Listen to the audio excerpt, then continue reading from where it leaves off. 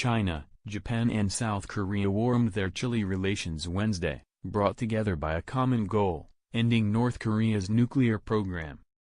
Leaders from the three countries held their first three-way summit in more than 2 years, demonstrating a spurt of cooperation despite continuing differences over North Korea and other issues.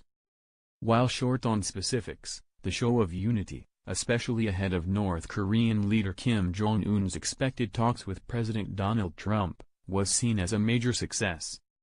It was extremely significant that Japan, China and South Korea reaffirmed the importance of their cooperation ahead of a U.S.-North Korea meeting, Chief Cabinet Secretary Yoshihide Suga said, praising the outcome of the summit.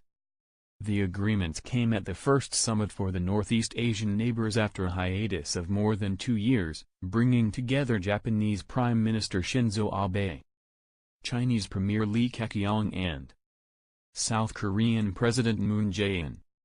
The three countries will take leadership to achieve peace and prosperity in the Northeast Asia, Abe told a joint news conference in Tokyo.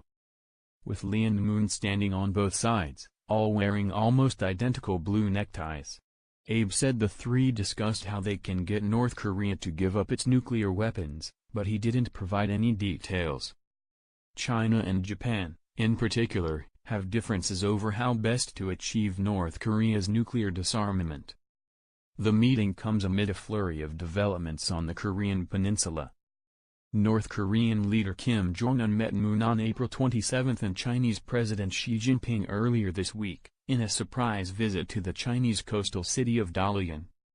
U.S. Secretary of State Mike Pompeo flew to Pyongyang, North Korea's capital, early Wednesday to finalize details of a summit planned between Trump and Kim. We must lead the ongoing momentum toward complete denuclearization of the Korean peninsula and achieve peace and stability in Northeast Asia, Abe said.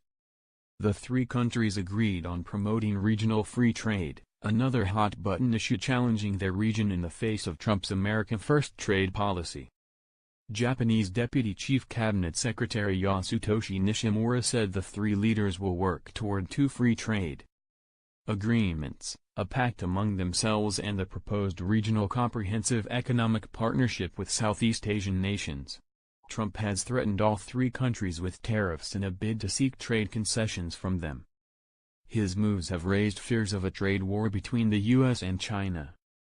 Li, the number 2 official in China after President Xi Jinping, said earlier that free trade is a good way to promote a global economic recovery.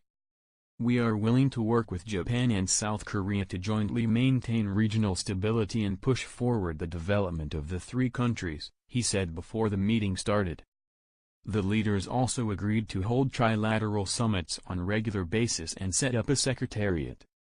The summits, which started in 2008, are supposed to be held annually, but Wednesday's was the first since November 2015.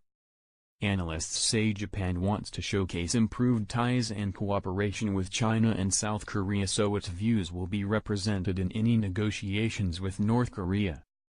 Abe reiterated Japan's position that it would normalize ties with North Korea only if the latter took concrete steps toward abandoning its nuclear and missile programs and resolve the issue of Japanese abducted by North Korean agents. Abe held talks separately with Moon and Lee later Wednesday.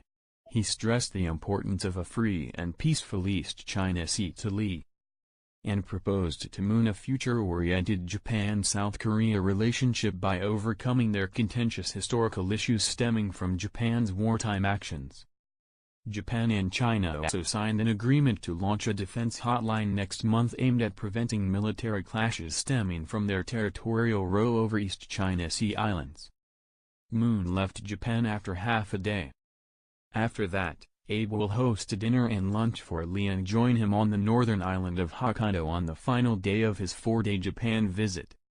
Japanese foreign ministry officials said they want to improve Japan's strained relations with China, with the eventual goal of realizing a visit by Xi. While the three Asian neighbors are closely linked economically, anti-Japanese sentiment runs deep in China and South Korea because of territorial and historical disputes dating back to Japan's colonization of the Korean peninsula and invasion of China in the first half of the 20th century.